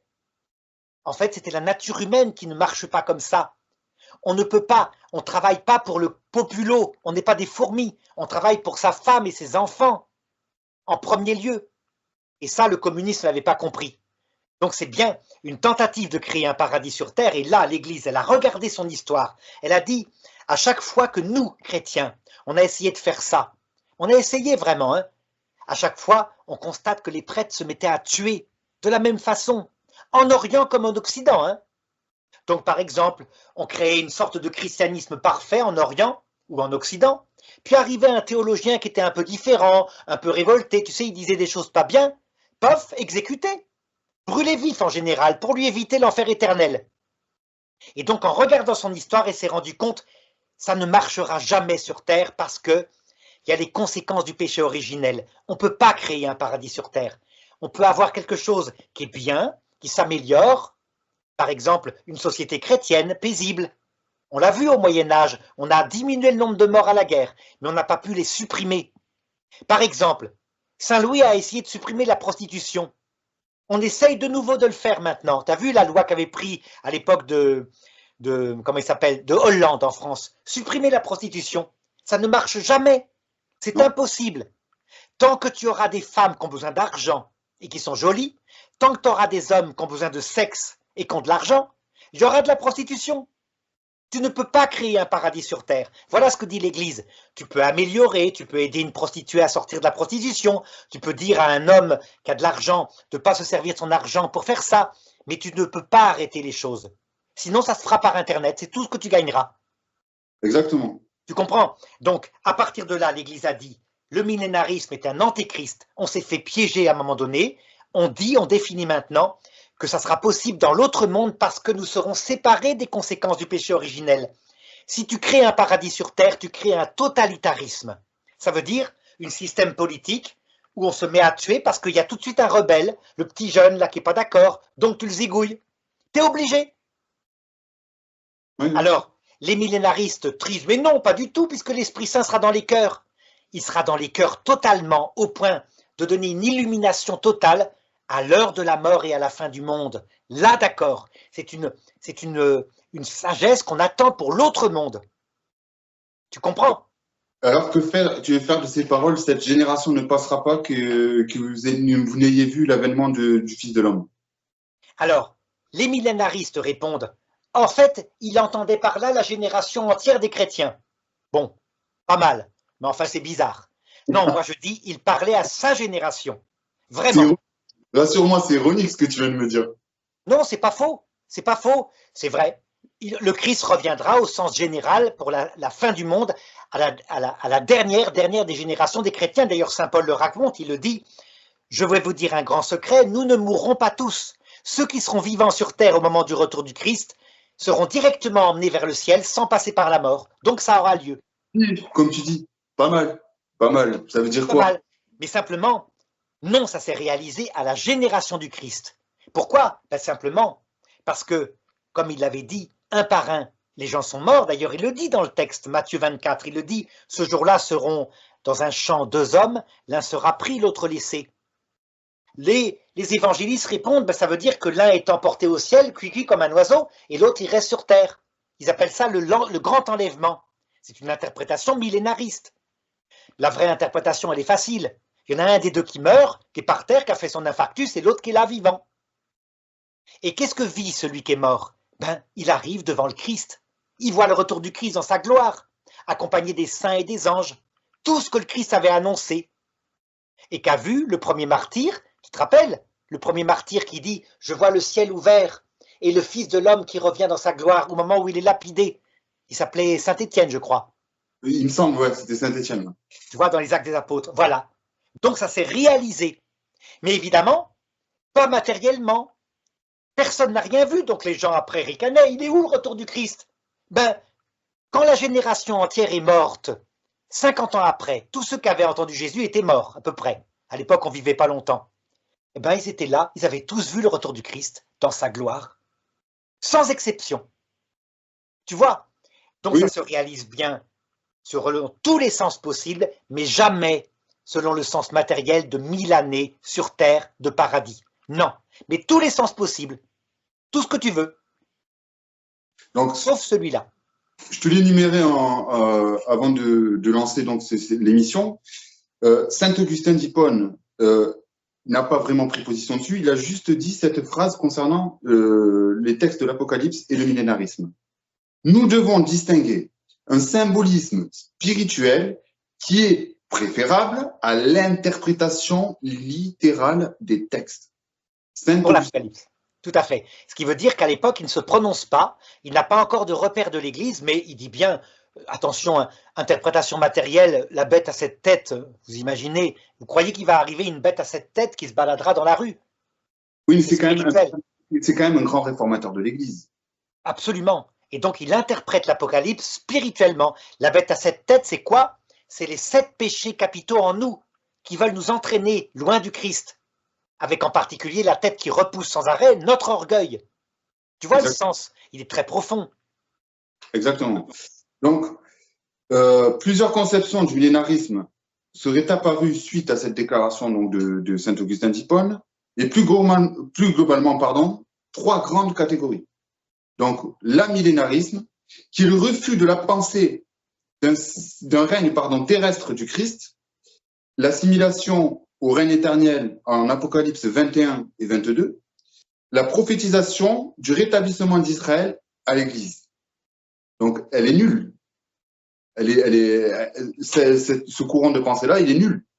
Alors, il y a une part de vérité, il n'y aura pas de réalisation sur Terre d'un royaume millénaire, c'est tout à fait vrai. Par contre, en ce qui concerne Israël, là, je crois qu'ils vont trop loin. Saint Paul l'annonce bien, Israël va connaître des malheurs, ce qu'il a connu matériellement, destruction du temple, dispersion du peuple en 135, et Saint Paul annonce, mais un jour, il sera ramené dans sa terre, et il découvrira que le Christ était le Messie, et que sera ce jour-là? Ce sera une résurrection d'entre les morts, ce qui veut dire que Saint Paul annonce que le mystère d'Israël et ses prophéties restent valables à leur niveau, pour le coup, elles sont des prophéties millénaristes pour Israël. Pourquoi?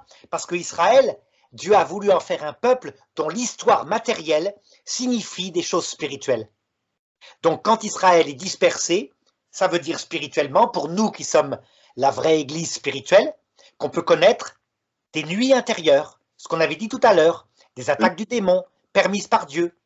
Quand Israël est rétabli, comme ça s'est passé en 1948, donc tu vois, après 2000 ans d'exil, ça signifie que l'épreuve ne dure jamais tout le temps dans notre vie, ni pour l'Église. À un moment donné, la grâce nous est rendue.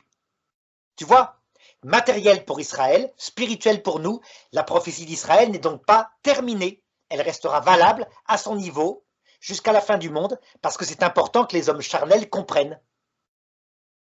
Ensuite, le deuxième courant, qu'on appelle le post-millénarisme. Eux, par contre, ils situent la parousie. Donc, la parousie, c'est quoi? C'est le retour du Christ dans la gloire, visiblement et charnellement sur terre pour un nouveau règne de 1000 ans et établissant le paradis sur terre. Voilà, ça c'est le millénarisme absolu. Il a une part de vérité en ce sens qu'un jour le Christ reviendra pour nous chercher. À l'heure de notre mort, on sera encore sur terre, il nous apparaîtra au pied de notre lit de mort. Et d'autre part, à la fin du monde, il apparaîtra. Mais là où c'est faux, c'est que ça ne sera pas pour créer 1000 ans sur terre, ça sera pour emmener nos âmes au ciel. Tu vois? Oui, Donc oui. il y a toujours dans les hérésies une part de vérité et une part d'erreur, et c'est le magistère qui le détermine. Donc là, on est d'accord que le post-millénarisme, c'est le courant millénariste le plus répandu dans le monde. D'où découlent des sectes comme les témoins de Jéhovah et d'autres. Les adventistes, 7e jour. Exactement. J'avais oublié l'adventiste, mais c'est ça, l'église adventiste du 7e jour. Alors, c'est quand même ce point. Moi, je vais donner mon point de vue sur ça si tu veux bien. C'est quand même le millénarisme le plus dangereux pour nous. Ah oui, sont détournés des véritables, de la vérité révélée dans le livre de l'Apocalypse, parce qu'on ne sait pas distinguer le sens moral du sens allégorique, du sens eschatologique aussi, parce qu'il rentre en compte quand on lit l'Apocalypse, le sens eschatologique. On est bien d'accord? Oui, oui, absolument. Donc là, ça devient dangereux. Ça devient dangereux. Ça devient dangereux.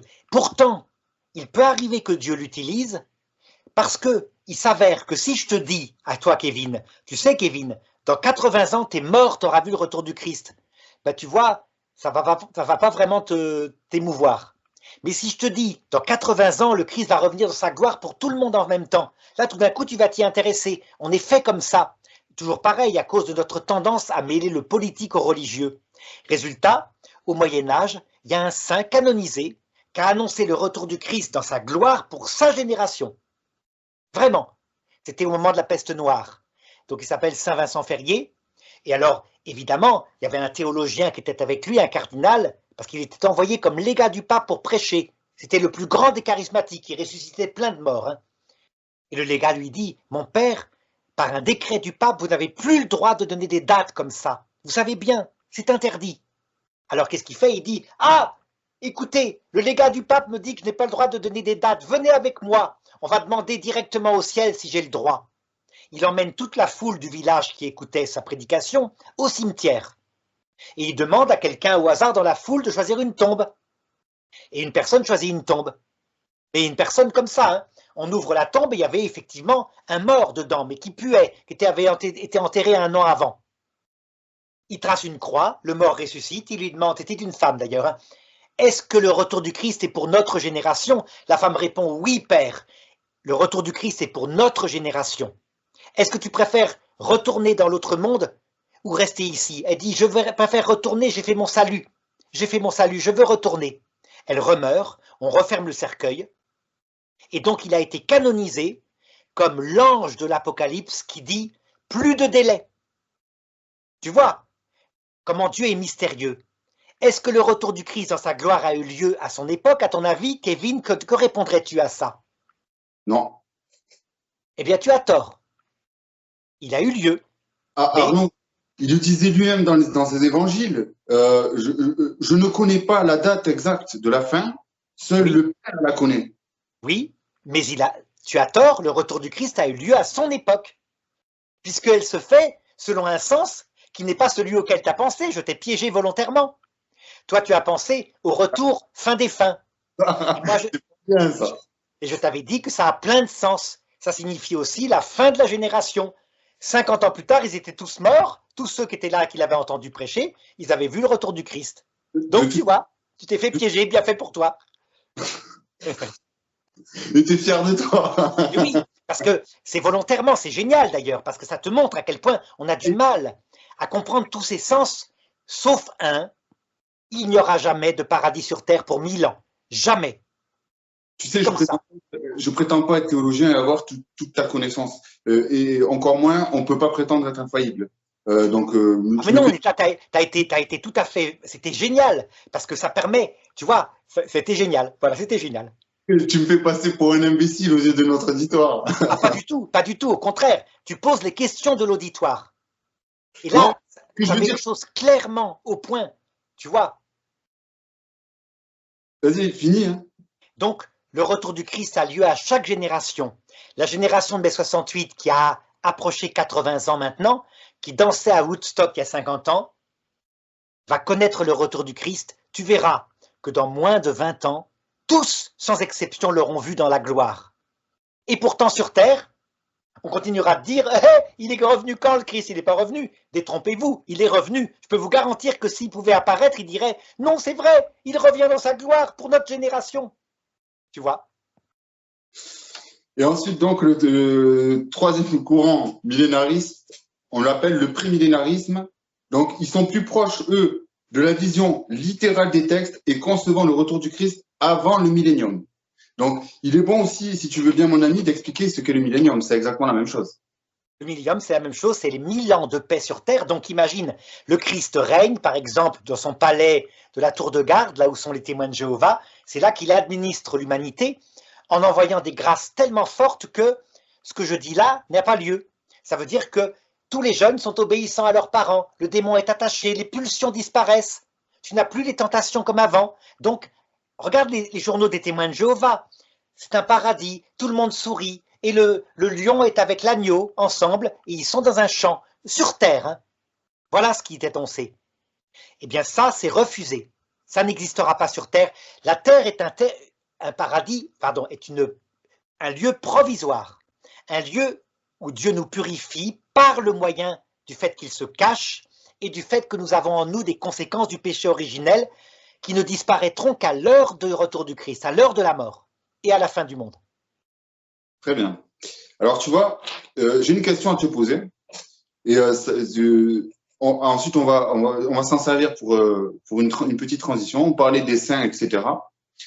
Et on va faire donc mention de Saint Irénée de Lyon. On en parlait aussi avant de commencer cette émission. Est-ce que pour toi, quelqu'un qui est canonisé, donc par notre Sainte Église catholique, a pu ou peut proférer des hérésies? Pas des hérésies, mais des erreurs. Et tous. Je t'ai dit, seul le magistère est infaillible. Et le magistère l'est, pas parce que les papes sont géniaux, mais parce qu'il y a une promesse de Jésus charismatique. Ça veut dire que quand un pape dit une bêtise, la bêtise a un second sens auquel il n'avait pas pensé, et paf, ça devient une vérité. Tu te rappelles l'histoire de Caïphe, par exemple, hein, dans l'Écriture. Ça illustre bien ça. Caïphe, on lui demande, est-ce qu'il faut tuer Jésus?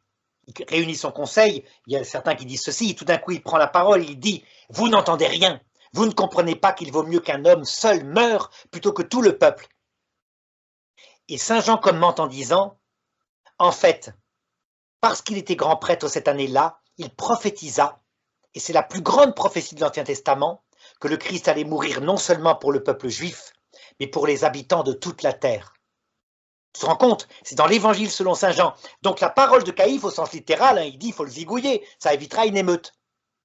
Au sens spirituel, Saint Jean a montré que c'est une parole infaillible du magistère juif. C'est incroyable. Ben, les papes, parfois, c'est comme ça. Donc, tous les docteurs de l'Église ont contenu des erreurs. Saint Thomas d'Aquin, par exemple, le grand docteur des docteurs, n'est pas gardé par l'Église pour tout le supplément à la somme théologique, c'est-à-dire ce qu'il n'a pas écrit lui-même, ce sont des écrits de jeunesse repris par ses disciples. Il n'a pas pu écrire parce qu'il a eu une apparition du Christ, ça l'a bouleversé, il voulait tout brûler. Donc ça s'arrête, et tous les traités du supplément à la somme théologique, faits par ses disciples, sont faux. Complètement faux, mais tous. Pourquoi? Parce que le traité de l'ordre, il pense que l'épiscopat n'est pas un ordre. L'Église a tranché autrement. Le traité du mariage, il pense que le mariage a deux finalités. La reproduction et le remède à la concupiscence. Donc en fait, tu peux dire à ta femme, tu sais, tu me sers pour ma reproduction et aussi pour me soulager. C'est génial, le mariage d'après saint Thomas d'Aquin. D'ailleurs, c'est pas Saint Jean-Paul II qui avait réformé le mariage? Bien sûr, et ça, il a pris la pensée de saint Augustin. Saint Augustin est beaucoup plus profond. Il avait été marié, saint Augustin. Et donc il explique que le mariage sert d'abord pour faire grandir l'amour des époux, et il est fondé sur l'amour des époux, et il est en même temps source de vie. Et il ne parle pas comme finalité du remède à la concupiscence. Il dit, ben, ça c'est à cause du fait qu'on est pécheur. C'est pas une finalité, il s'avère que c'est vrai. En plus, ça permet d'éviter d'être concupiscent. Alors, il est bien aussi que tu nous as dit donc l'Église ne suit pas saint Thomas d'Aquin sur les termes les traités d'eschatologie, de mariage, etc. Oui. Donc, pourquoi elle s'est séparée de saint Thomas d'Aquin sur ça, alors que, comme tu viens de l'énumérer, c'est le plus grand réformateur de l'Église? Parce que c'était faux, et le magistère s'est rendu compte que non, il y avait quelque chose qui n'allait pas, y compris sur l'eschatologie. Si on suit la pensée de saint Thomas d'Aquin, 99,9% des gens sont damnés. Et l'Église a dit, il y a un problème, il manque quelque chose chez saint Thomas d'Aquin. Elle n'a pas encore dogmatisé, mais elle le montre déjà, c'est qu'il a pensé que la mort, tu sais, et après la mort, il n'y a plus de conversion possible. La mort, pour lui, c'est l'arrêt du cœur, en gros. Et donc, tu as une tapette qui te tombe dessus, et après, même si tu te rends compte, par exemple, tu as été chrétien toute ta vie, mais juste au moment où tu es mort, tu venais de te mettre en colère contre ta femme. Puis après, tu lui aurais demandé pardon, mais c'est trop tard, tu as fait ton infarctus à ce moment-là. Enfer éternel, mon lapin, t'étais prévenu, je viens comme un voleur. Et t'es là en train de supplier, Seigneur, prends pitié de moi. Ah non, non, non, la miséricorde c'était pour le temps de la terre, maintenant c'est le temps de la justice. Voilà la pensée de saint Thomas d'Aquin. Ouais, mais ça, l'Église ne la garde pas. effectivement, ça tient pas, ça tient pas. Ça ne tient pas. Ça tient pas. Tu peux, enfin, Gaudium et Spes vient d'ailleurs quelque part régler ce problème-là. Mais Absolument. comment l'Église définit la mort justement? Elle ne le définit pas justement, non? Pas encore dogmatiquement, mais déjà, grâce au pape Benoît XVI et au catéchisme de l'Église catholique, on a la définition biblique qui est avancée petit à petit. Et ça viendra un jour. Hein. Le prochain concile sera peut-être un concile qui se penchera là-dessus. À savoir, par exemple, dans le catéchisme de l'Église catholique au numéro 677, je me trompe, c'est pas le numéro 677. Attends, je vais te donner le vrai numéro. Voilà, c'est le numéro, parce que comme ça, nos auditeurs pourront le trouver. Voilà, numéro 634. L'Église définit la mort comme étant le passage entre ce monde et l'autre. Le Sheol, tu vois ce que la Bible appelait l'Hadès en grec. Donc, où le Christ paraît dans sa gloire. Attends. La bonne nouvelle a été également annoncée aux morts. La descente aux enfers et l'accomplissement jusqu'à la plénitude de l'annonce évangélique du salut. Elle est la phase ultime de la mission messianique de Jésus, phase condensée dans le temps, mais immensément vaste, dans sa signification réelle d'extension de l'œuvre rédemptrice à tous les hommes de tous les temps et de tous les lieux, car tous ceux qui sont sauvés ont été rendus participants de la rédemption.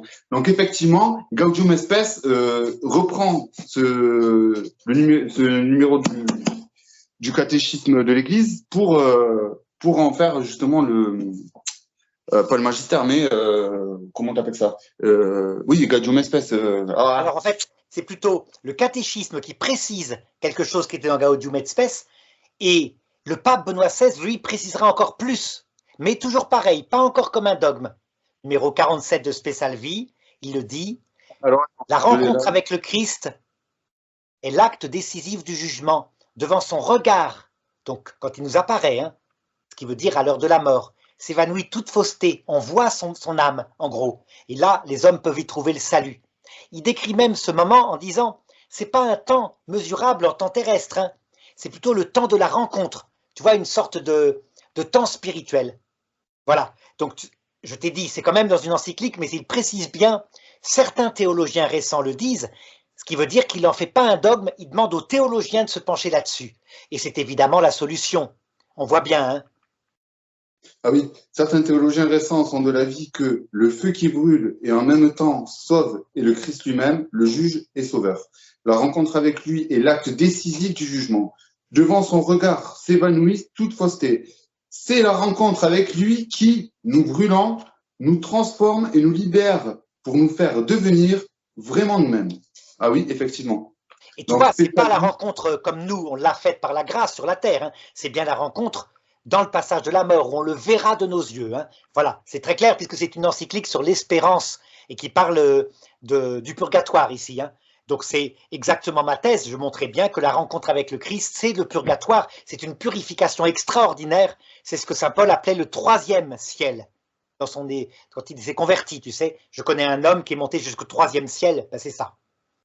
Alors, on va revenir, si tu veux bien, au millénarisme. Donc, quand je te pose cette question, est-ce que certains saints de l'Église peuvent être, est-ce qu'ils peuvent proférer des hérésies? Donc, toi, tu me réponds pas des hérésies, mais effectivement, ils ne sont pas infaillibles. Donc, ils peuvent se tromper. Alors, que penser justement de la pensée de saint Irénée de Lyon ou de celle de saint Justin de Naplouse, qui, eux, eh ben, ils parlent de millénarisme. Oui. Donc l'Église ne les suit pas sur ce point, donc il ne faut pas les suivre sur ce point. De même que tu ne suis pas saint Thomas d'Aquin sur le point de croire que 99% des hommes seront damnés et certains par surprise, sans même avoir connu le Christ. Que les enfants morts sans baptême seront damnés pour l'éternité, tu ne le suis pas, puisque l'Église, par son dogme, dit non, il y a une autre solution, et le salut sera proposé à tout homme. Exactement, ils n'ont pas les peines de dame, je crois. Voilà. Alors, on va, si tu veux bien, s'intéresser à son traité contre les hérésies, donc le livre 5, qui s'appelle donc en termes latins Adversus Aereses. Donc, selon saint Irénée, après une période de... Je crois que c'est en grec. Je crois que c'est en grec, mais enfin, peu importe. Adversus Aereses, non, c'est du latin, Arnaud, puisque j'ai fait la traduction, j'ai pris un traducteur de latin à français et il me le traduit depuis le latin. D'accord. Donc, selon saint Irénée, après une période d'épreuve, Dieu apportera un temps de repos et de paix qui sera le 7e millénaire. Parce que saint Justin de Naplouse, lui, il reprend en fait de son raisonnement, selon lequel, au terme de 6000 ans, qui représentent les 6 jours de la création. Alors, qu'est-ce qu'on doit penser de ça?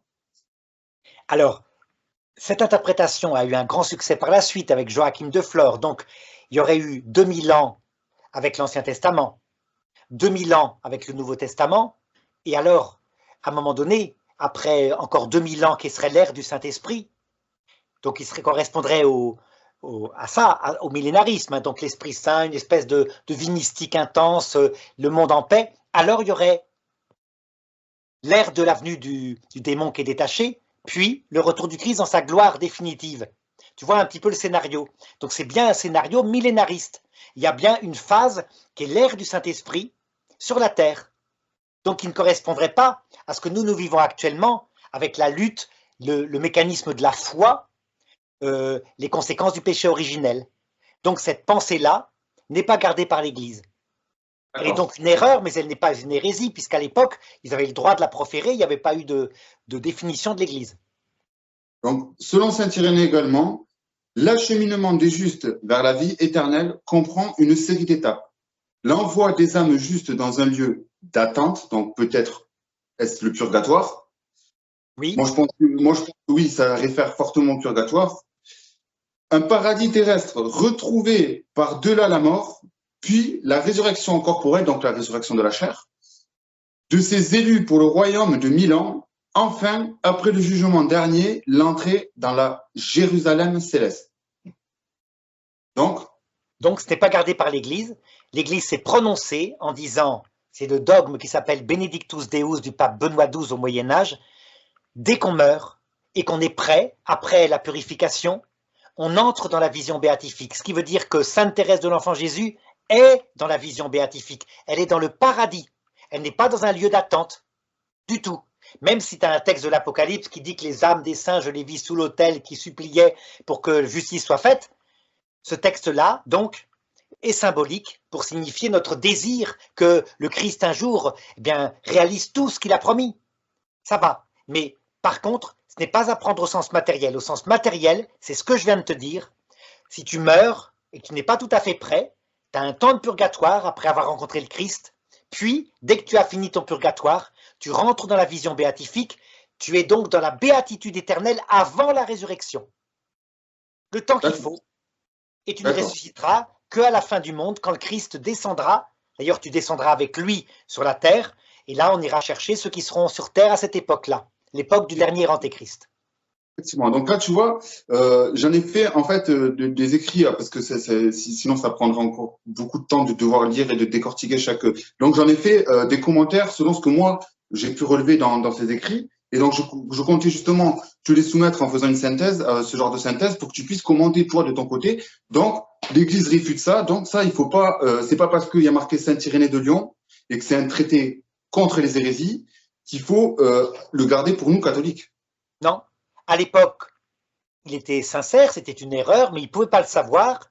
Maintenant, nous savons que si nous soutenions ça, ce serait une hérésie, puisque nous avons le texte qui condamne tout millénarisme, quel qu'il soit. Et donc, en fait, si on s'en réfère à Saint Irénée de Lyon ou Saint Justin de Naplouse, ils se sont inspirés de 5 livres. 5 livres, dont 4, l'Église les considère comme apocryphes. Ils ne sont pas dans le canon. Donc, les psaumes de Salomon, c'est apocryphe. Le livre d'Enoch, qui est apocryphe. Pourtant, le livre d'Enoch, pour moi, après, pour l'Église, il n'y a peut-être pas mais c'est un livre, je ne sais pas si tu les as déjà pu y mettre la main dessus et tu as pu oui, les lire. Tout à fait. Et il est gardé d'ailleurs par l'Église orthodoxe éthiopienne. Ça fait partie de leur canon biblique. Mais nous, on dit qu'il est apocryphe. Bon, voilà. Et moi, je fais confiance plutôt au magistère du pape pour la liste des livres inspirés. Exact. Ça raconte la chute des anges déchus, quoi. Voilà. Donc, est-ce que ça pourrait nous servir? Peut-être, peut-être pas. Pour certaines choses, oui, il y a certainement des vérités, mais il ne peut pas être pris comme un livre infaillible. Voilà. Mais il y a certainement des vérités, de même que dans certains évangiles apocryphes, comme le protévangile de Saint Jacques, certaines choses ont été gardées par le magistère de l'Église concernant l'enfance de Marie, sa présentation au temple. Tu vois, c'est comme tout. Je te l'ai montré tout à l'heure pour le millénarisme, il y a des parts de vérité mêlées à des erreurs, et pour savoir où est l'erreur, je suis désolé, je ne peux pas le savoir moi-même. Il faut le magistère de l'Église. Quand l'Église ne conclut pas, tu as le droit de défendre une opinion. Mais comme l'Église a conclu par le pape Jean-Paul II, tu ne peux plus être millénariste depuis donc 1982, la publication du catéchisme de l'Église catholique. 83, pardon. La publication du catéchisme. Oui. Il me semble que c'est 83, ouais. Voilà.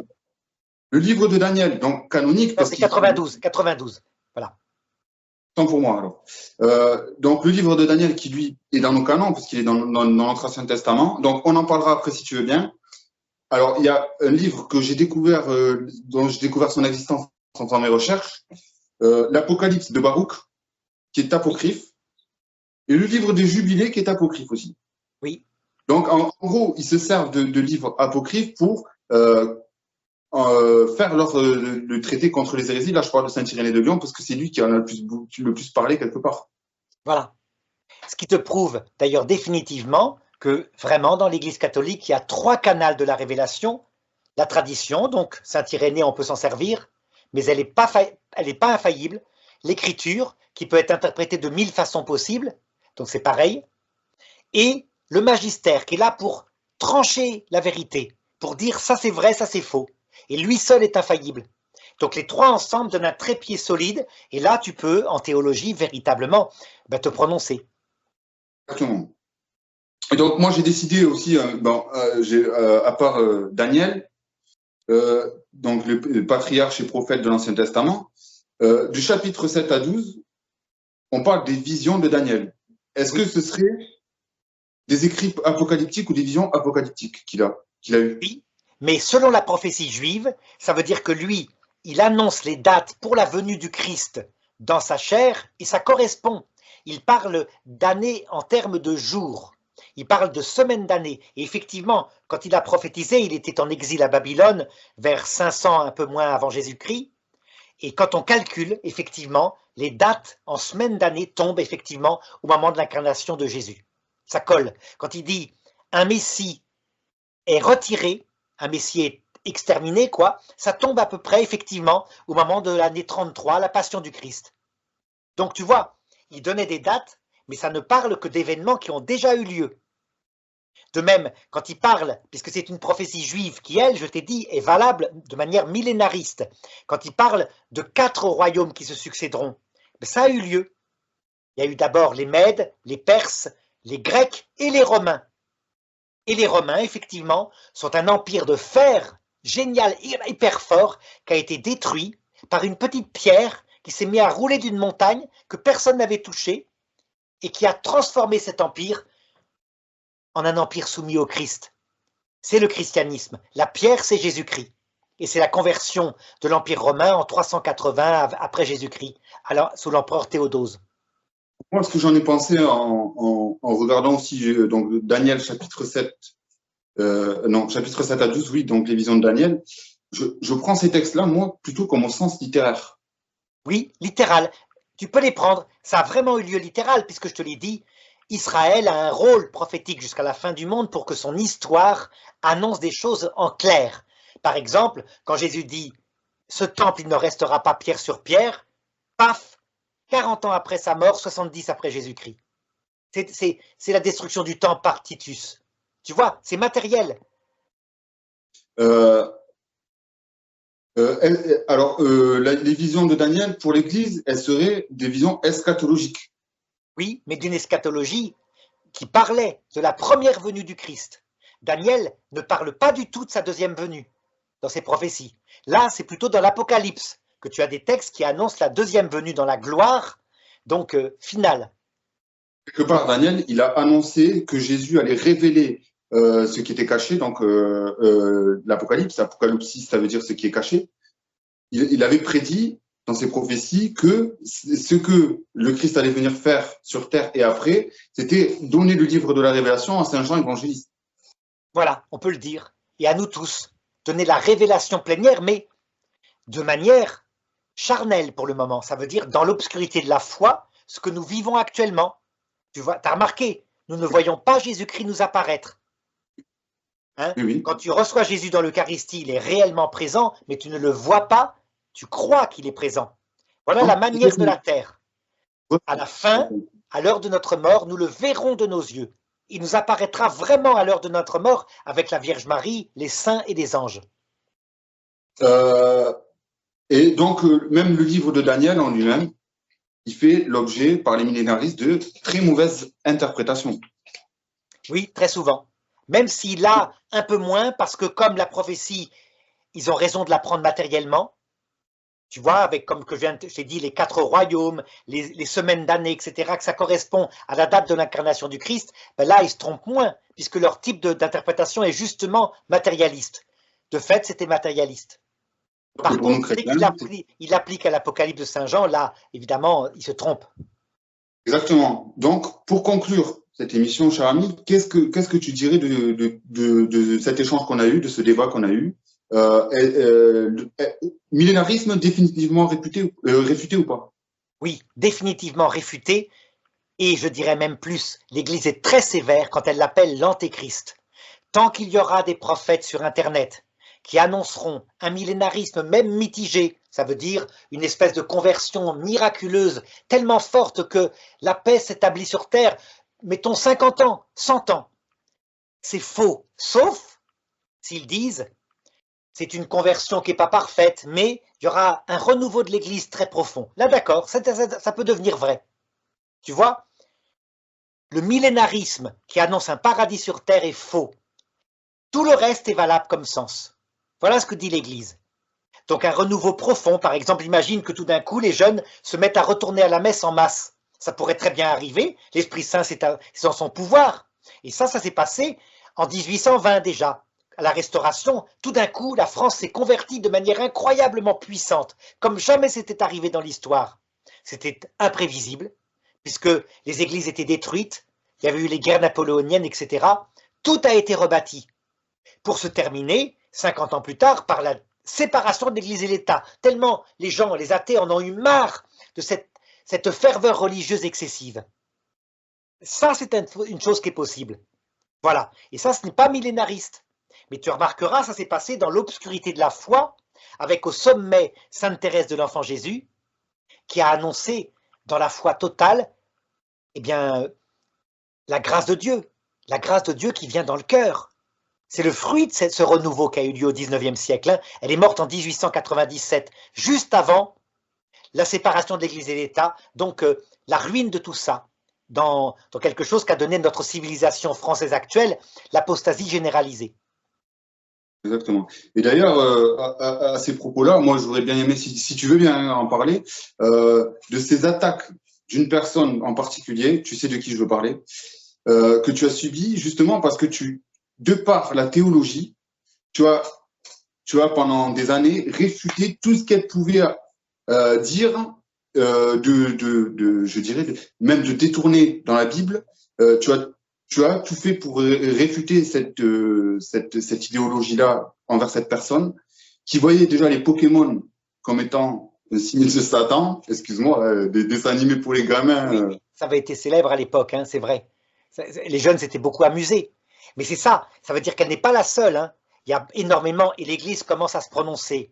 L'Église s'est prononcée contre Maria de la Miséricorde, qui était pareil, millénariste, contre Luz de Maria, c'est un peu pareil. Il y a des prêtres qui prennent le millénarisme aussi, qui prêchent le millénarisme. Et là, ça devient dangereux pour notre nationalité.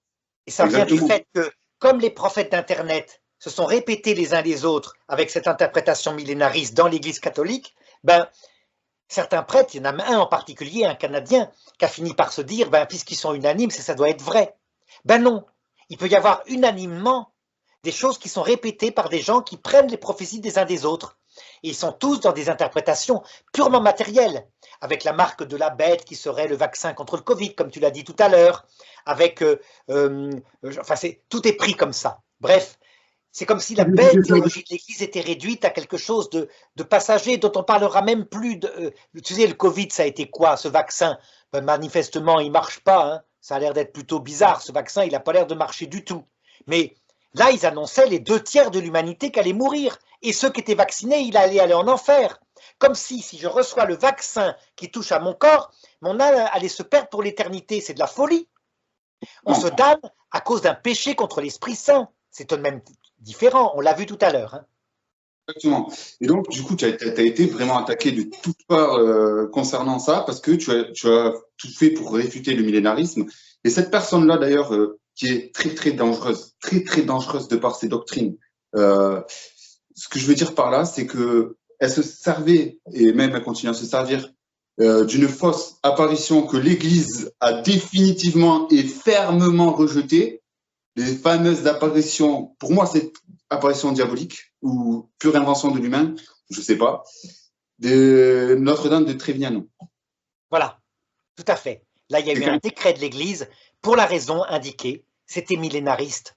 Et le décret est définitif, constat de non-surnaturalité, définitif. Hein, et pourtant, il s'appuie dessus énormément. Donc, évidemment, c'est à cause des nouveaux décrets du Vatican hein, qui permet maintenant aux évêques de trier sur place. Hein. Et cet évêque, donc j'ai mis une vidéo d'ailleurs sur cette apparition de Trevignano en Italie pour bien montrer comment le discernement a été prudent par l'évêque, intelligent. Il a laissé la personne s'expliquer. Il a cherché à savoir ce qu'elle voulait dire. Donc s'il n'y avait pas un sens spirituel. Et à la fin, il a conclu, c'est faux théologiquement.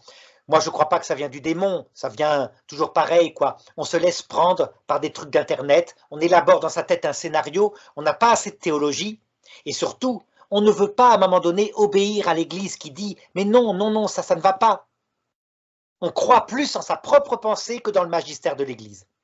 Pour toi, derrière cette fausse apparition, Satan n'y est pour rien. Satan, il tire les ficelles de tout. Je crois que, en particulier, les catholiques traditionnels actuels, hein, tu vois, qui ont tenu dans la grande crise qu'a suivi mai 68, qui a entraîné dans l'apostasie tout le pôle gauche de l'Église. Donc tous les chrétiens sociaux ont apostasié. Ils sont plus chrétiens, hein, ils vont plus à la messe, ils sont devenus socialistes. Il y avait un pôle qui avait survécu, c'est le pôle traditionnel, traditionnaliste, qui restait fidèle à l'oraison. Eh bien, je crois que ils sont en train de se faire avoir par le démon là, qui est en train de détruire en eux la fidélité qu'avait demandé Saint Jean Bosco, le grand prophète du 19e siècle, en disant « la grande épreuve qui va arriver, quoi qu'il arrive, vous restez fixés sur les 3 blancheurs, à savoir le Christ présent dans son Eucharistie, la Vierge Marie Immaculée et le magistère du pape, quoi qu'il arrive. » Le magistère, c'est pas tout du pape. Hein. Le pape, quand il demande qu'on soit vacciné, là, il parle comme une personne âgée qui a connu des épidémies. Non, je parle du magistère dogmatique du pape, y compris du pape François. Eh bien, parce que le pape François parfois est un peu imprudent, il dit des choses dans des portes, etc., ils sont en train de perdre une des 3 blancheurs. Ce qui veut dire qu'ils perdront un jour les 2 autres. Quand on se sépare, comme l'a fait la génération des progressistes du pape, on finit par se séparer du reste. Exactement. Donc là, pour le coup, c'est le démon au sens propre du terme. Pourtant, tu vois, en faisant un acte de foi, une foi absolue, Jésus a créé un roc dans le magistère, pas un banc de sable. Hein. Alors, il trouve des tas d'explications. Il ne serait pas le vrai pape parce que Benoît XVI n'aurait pas démissionné vraiment, et parce que canoniquement, il n'a peut-être pas employé le mot qu'il fallait ici à la bonne... Le pape Benoît XVI, il a toujours dit, il l'a dit 10 fois. Le vrai pape est le pape François. J'ai tous les textes, hein, je pourrais te les donner si tu veux, je pourrais te les lire. Eh bien, ils arrivent à contourner maintenant qu'il est mort, qu'il ne peut plus se défendre. C'est de la faute. Facile maintenant. Facile. Donc, je tiens à informer l'audience avant de mettre fin à ce débat, qu'on s'est appuyé donc sur le catéchisme de l'Église catholique, qu'on s'est appuyé sur le Nouveau Testament. Alors moi, c'est une édition spéciale justement pour un petit peu plus creuser côté théologie. Donc, il est commenté et illustré. Donc, c'est tous les livres de l'Ancien Testament, tu vois, avec dedans, donc, il y a des images et ça m'explique le sens allégorique. D'accord, et c'est la Bible de Jérusalem, je crois, ta traduction, hein, n'est-ce pas? Que je te dise pas, édition du Cygne. Ouais, je pense que ça doit être une Bible de Jérusalem. Voilà, ouais. Illustrée, tout à fait, et commentée. Donc, génial, oui, tout à fait. Beaucoup de ça, tu sais, pour essayer pour faire justement les discussions dont on voilà, absolument. voilà. Et du coup, ben, tu vois, souvent tu me dis oui, tu as parfaitement raison quand je te renvoie, quand tu sais, quand on discute et que tu me dis et que je te dis, tu vois, quand tu dis ça, tu me fais penser à quand le Christ était face aux pharisiens, qu'il a dit ça, que c'est que là, et tu me dis tout le temps, en fait, tu t'opposes jamais à ce que je dis parce que grâce à cette édition du Nouveau Testament, c'est commenté et tu arrives à comprendre en fait et à discerner le message derrière les paraboles ou derrière certaines allégories qui y sont faites, justement. Alors, par contre, ce dont on ne se n'est pas servi, je pense à ton plus grand regret aussi, parce que tu es un excellent, je vais dire, orateur et tu adores aussi saint Thomas d'Aquin. Donc, la somme théologique, on ne s'en est pas servi. Alors, ça, c'est une édition que j'avais eue dans un monastère, je crois que c'était celui de Montligeon. Voilà. Ah oui, oui, oui. Donc le monastère tenu par les frères de Saint-Martin, la communauté Saint-Martin, très bien, oui, tout à fait.